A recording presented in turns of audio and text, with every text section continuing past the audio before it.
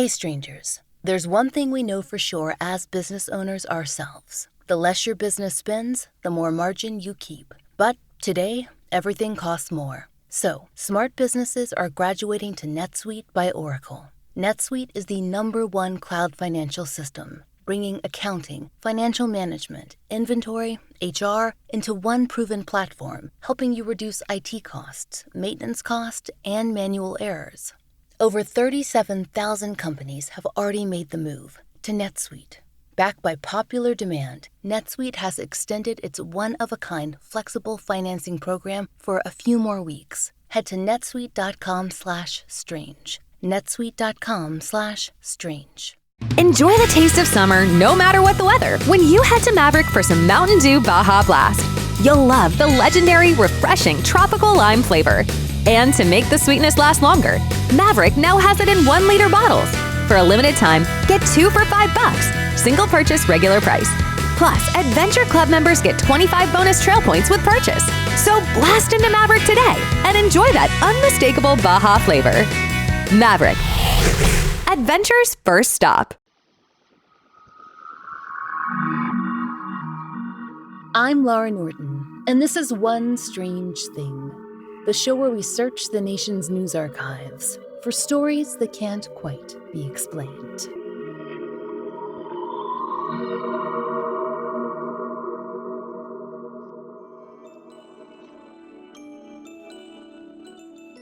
The summer of 2016.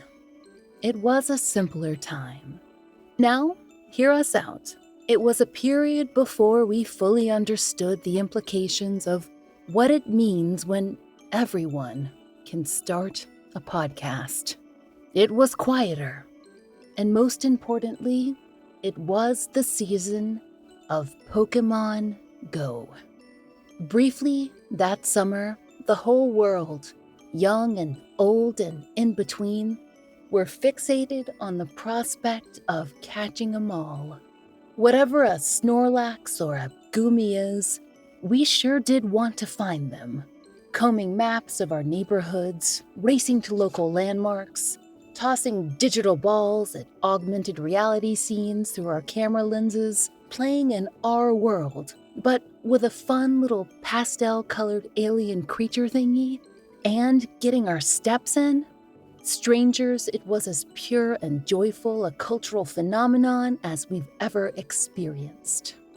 Of course, nothing good and pure lasts long in this zeitgeist. Eventually, there's always some dark twist, isn't there? For Pokémon Go, it was the fear-mongering that follows whenever young people collectively decide to enjoy something. First, the rumors began. Namely that Pokémon Go was leading people to shadowy, culty monuments deep in the woods, which it wasn't, or onto private property on which they were shot at, as far as we know they weren't, or to perish in distracted driving accidents, which they did not. As Snopes.com will tell you, all those very real stories that circulated in 2016 proved to be, well, very fake stories. Pokémon Go was not leading anyone to their doom. But that's not to say that things didn't get weird.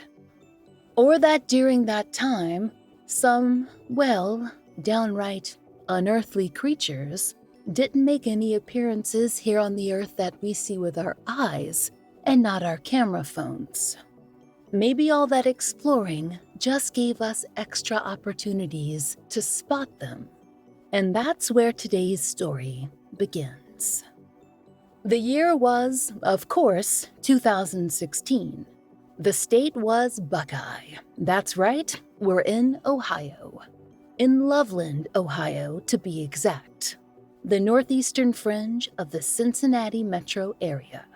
It was a sticky evening in August, and teenager Sam Jacobs was on the hunt for Pokémon. As he told Fox 19, he and his girlfriend were walking down Loveland Madeira Road near a synagogue when they crossed a set of train tracks and headed down the banks of Lake Isabella to scoop up some water-type Pokémon. Per Hamilton County's official website, it's a decently sized lake, 28 acres to be exact, nestled just off Highway 275. It's mostly known as a good spot to do a bit of fishing. So imagine Sam's surprise when, as he approached the water in search of digital companions, he saw a very real figure crouching by the water.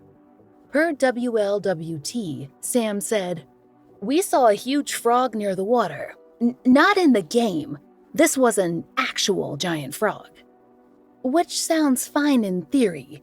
Frogs and their dear friends, the toads, can of course get big. Maybe the size of a salad plate or an adolescent guinea pig, right? Wrong. Stop picturing whatever frog you're currently picturing. Instead, think big, like 4 feet tall big, and standing on its hind legs big.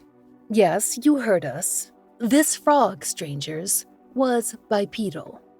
With a frog's face as it turned out, but stuck right on a more humanoid body. And as Sam stood there watching, the crouching frogman slowly rose. It was watching him, too. Sam, shaken, had the most illogical and yet 21st century response ever. He held up his smartphone. Sam stood on the bank taking grainy pictures of this bipedal frog. No word on his girlfriend's reaction, but we might have considered, running very quickly in the opposite direction. Just saying. Luckily for Sam, his lady friend, and their Pokémon, the frogman decided not to bother with them and slipped away into the darkness. We assume, though it was too dark to tell, back into Lake Isabella. We have to assume that, once it became clear the couple was not going to be eaten by a frogman, their Squirtle hunting excursion must have come to a swift end. How could you write off seeing a frogman? But, on the other hand, how could you believe your eyes if they were showing you a frogman? Sam later held firm on his story to WLWT. "I realize this sounds crazy, but I swear on my grandmother's grave this is the truth. Not sure if it was a frogman or just a giant frog. Either way, I've never seen anything like it." We haven't either, Sam. And we still haven't. Even after looking at the pictures Sam took of his not Pokémon giant bipedal frog friend. We've seen them, and you can too, because this evidence seems to have been shared with every local outlet in and around Loveland. Here's the thing. All due respect to Sam, the pictures and video that he managed to capture are not great. In dark conditions and faced with an unexpectedly large and humanoid frog, we can't blame him. What we can get from the so-called evidence is darkness, with the occasional flash of what could be 2 huge glowing yellow eyes. This could be any person, any creature, or street lamps, or camera glare, or 2 perfectly parallel aircraft positioned just the right way. You get the idea. But a smoking frog gun? It is not. And this is far from the first time a frogman disappeared without a solid trace. Perhaps it will surprise you, or more likely it won't, to know this was not the first sighting of a man-like frog in Loveland, Ohio. Far from it, in fact, though as with all cryptid stories, we regret to inform you that the details are a little fuzzy. And we further regret to share, if you are at all familiar with this cryptid, you're probably expecting to hear about a particular detail at this point. Namely, that at some point in the story, the frogmen pulled out big, fat wands. Magic wands. We are so sorry to disappoint you, but this appears to be a modern addition to the frogman lore, and we can't tell from when or where it originated. But there was no wand spotted by Sam Jacobs, and there's not a single wand in any of the 20th century reporting on these frogmen. Zilch, we're sorry. That said, we do feel confident in reporting the following. Most sources agree that the Loveland legacy of creepy amphibians appears to date back all the way to 1955. Per the Cincinnati Enquirer, a businessman claimed to have been relaxing near the Little Miami River, which runs throughout southwestern Ohio but passes right through Loveland. On the banks of that river, this unnamed businessman allegedly spotted 3 frog-like men, or man-like frogs, enjoying the scenery. We truly wish we could tell you more about this sighting, what time of day, for example, or where the frogmen went when this businessman lost track of them. Modern sources claim to have many more details that the businessman allegedly provided to the press back in '55, but we couldn't verify any of it.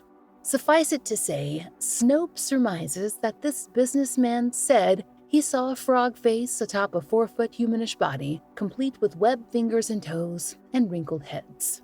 The Enquirer adds only this, admittedly excellent detail. Quote, "He said the creatures left the scent of almonds and alfalfa." Describe the scent of alfalfa. We dare you. Almonds? Fine. That's a distinct scent, though admittedly a strange one for a frog. But how much alfalfa is anyone smelling? Would you know that smell right off the bat? You know what? Never mind. Don't answer that. In any case, sources do agree with more clarity that the next frogman sighting occurred nearly 2 decades later, in February of 1972, and whatever happened in 1955 must have made an impact with the people of Loveland, because even now, reporters were more than happy to use the phrase frogman. According to the Dayton Daily News, 2 officers in the Loveland Police Department were out patrolling early in the morning of February 3rd. Per the Farmer's Almanac, temperatures would have been hovering just below 40 degrees, with a cloudy night sky above Loveland. Patrolman Ray Shockey was keeping watch on Riverside Drive and Kemper Road near the Little Miami River when, at about 1:15 a.m., he saw something. That something was, according to the Daily News, 3 feet tall and resembled the Gill Man from Hollywood's Creature of the Black Lagoon. That would have been a little bit of a dated reference even in the early 70s. Black Lagoon had changed the B-movie game back in 1954, a year before the first documented frogman sighting. So do with that information what you will. Patrolman Shockey knew the film, but he didn't know what to do about the seemingly real frogmen he was seeing on the banks of the Little Miami River. He reported it to his higher-ups, but per the Daily News, no action was taken, even though there were allegedly other stories of some unknown beastie roaming the Loveland environs. We imagine that justifying a frogman hunt to the taxpayers was not a task the Loveland Police Department wanted to undertake. But the department didn't have much time to stew on that potential project, because a little over a week later, another frogman sighting came by another officer. According to WCPO, this patrolman, Mark Matthews, didn't necessarily believe that the creature from the Black Lagoon had relocated from the Amazon up to suburban Ohio. But his colleague's demeanor led Mark to believe that he'd certainly seen something and been spooked.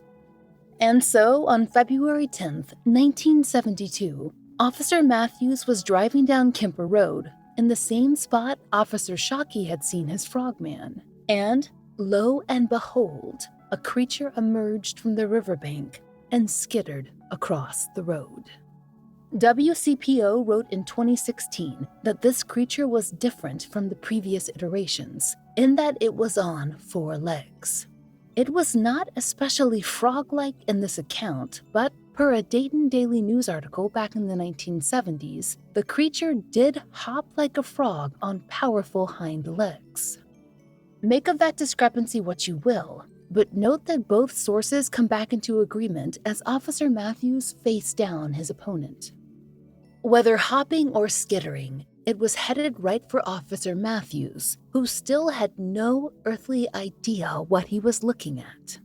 All sources agree on what happened next, but per the Daily News, quote, the patrolman, doubtlessly thoroughly unnerved, yanked out his .357 Magnum and blasted it 4 times. The thing supposedly made a convulsive leap and disappeared into the river. This episode is brought to you by Progressive Insurance. Whether you love true crime or comedy, celebrity interviews or news, you call the shots on what's in your podcast queue. And guess what? Now you can call them on your auto insurance too with the Name Your Price tool from Progressive. It works just the way it sounds. You tell Progressive how much you want to pay for car insurance, and they'll show you coverage options that fit your budget. Get your quote today at Progressive.com to join the over 28 million drivers who trust Progressive. Progressive Casualty Insurance Company and Affiliates. Price and coverage match limited by state law. When you're in winter's favorite town, the snow-covered mountains surround you. A historic Main Street charms you. And every day brings a new adventure. Welcome to Park City, Utah. Naturally, winter's favorite town. Join the experience at visitparkcity.com. That was the last anyone saw of the apparent frogman for some time, and enthusiasts of the bizarre and mythologized started to get anxious. Where was the frogman? In October of 1985, the Fort Myers News Press spoke with Edgar Slotkin, professor of folklore at the University of Cincinnati. Professor Slotkin was attending the American Folklore Society's annual meeting, and he seemed a little concerned for our leathery, amphibious friend. It hadn't made an appearance for some time, per Slotkin, though he thought that it would change. It happens in a cycle that I haven't been able to pin down. It hasn't been sighted in a while, actually, so I expect it to show up fairly soon. Fairly soon, however, turned out to be 44 years after Officer Matthews shot and seemingly vanquished the frogman. Which brings us to 2016, when Sam Jacobs and his girlfriend found out the hard way when they were hunting Pokémon in Frogman country. Actually, they were hunting Pokémon at Lake Isabella, less than a mile from the intersection where those officers ran into the frogman in 1972. Now, these 3 or 4 sightings together do raise some questions. There is, of course, the matter of whether our friendly neighborhood frogman is bipedal, or whether he skitters more like a possum or other nocturnal vermin. If indeed a frogman, is it leathery or slimy? Is there a solo frogman or several? Do any of them smell like almonds or alfalfa? These are all pressing questions for local cryptid enthusiasts to dig into. Or they would be. Except for one strange thing. The Loveland Frogman was revealed to be a hoax in 2016. Or, at least, that was the intent. We still have plenty of questions.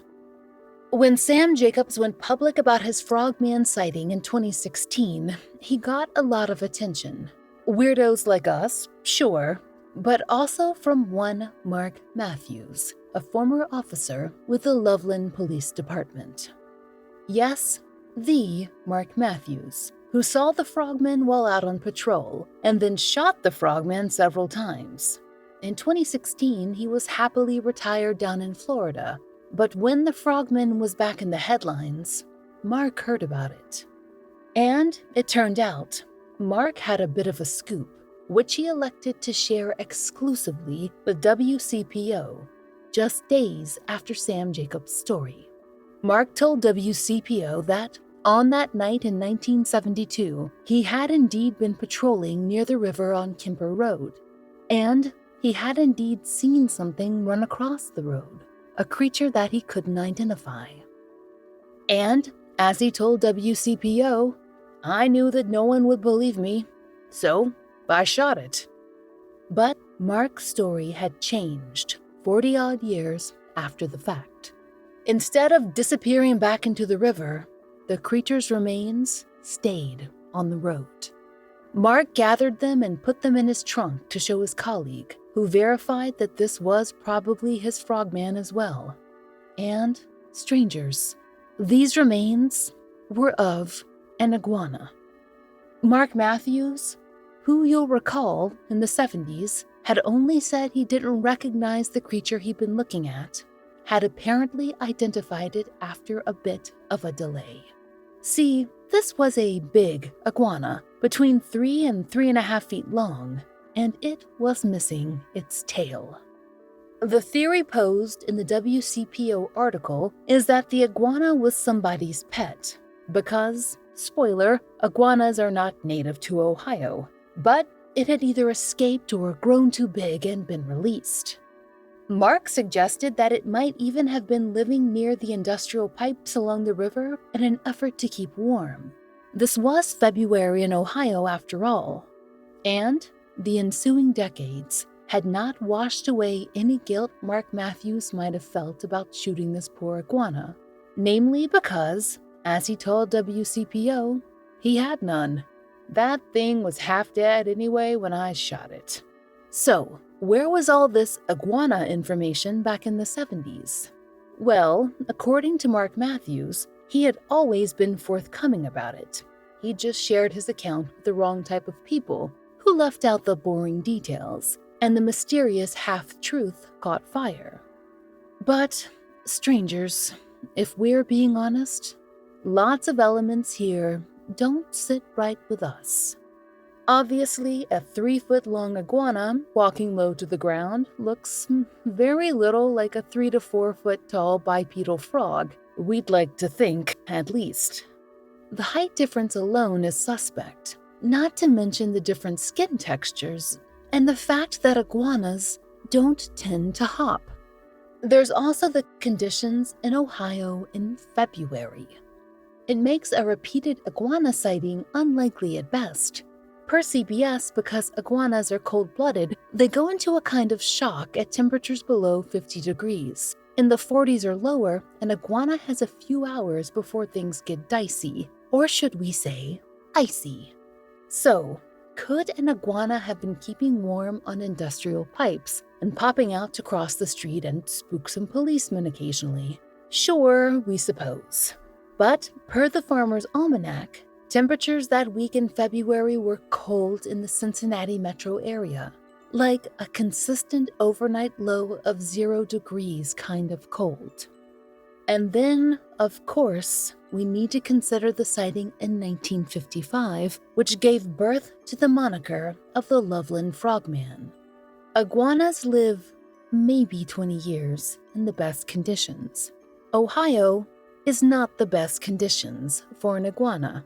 So, what do we do at that first sighting of the 3 bipedal leathery frogmen that smelled like almonds and alfalfa? Listen, strangers.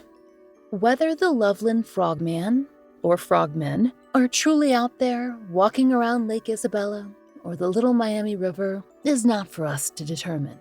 What we can say is that we clearly need to make it out to Loveland sometime soon to partake in some sweet frogman culture.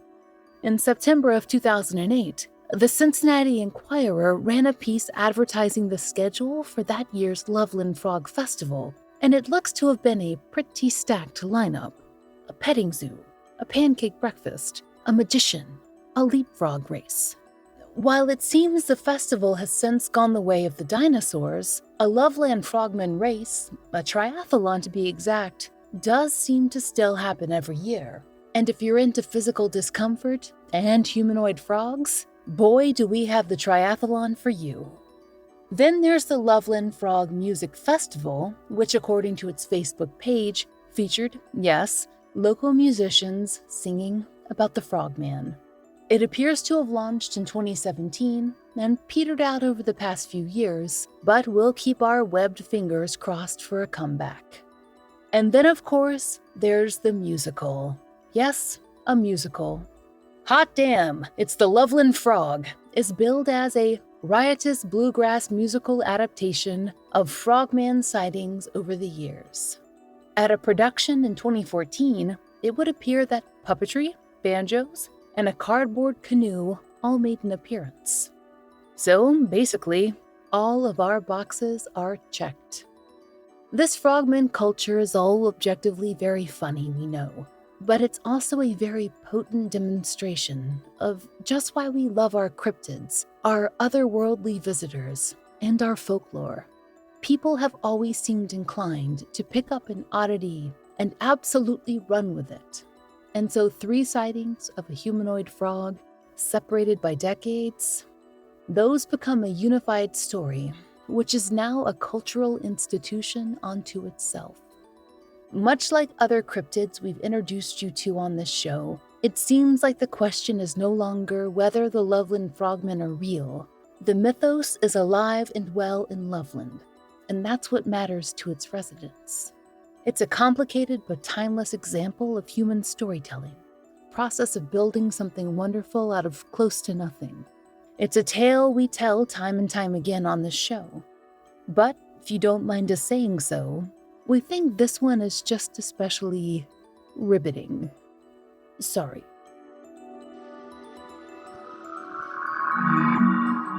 We hope you'll join us next time for another real-life story from the fine print of America's local papers, from the lives of regular people, just like you and me, except for one strange thing. Oh, and strangers. One Strange Thing is independently produced.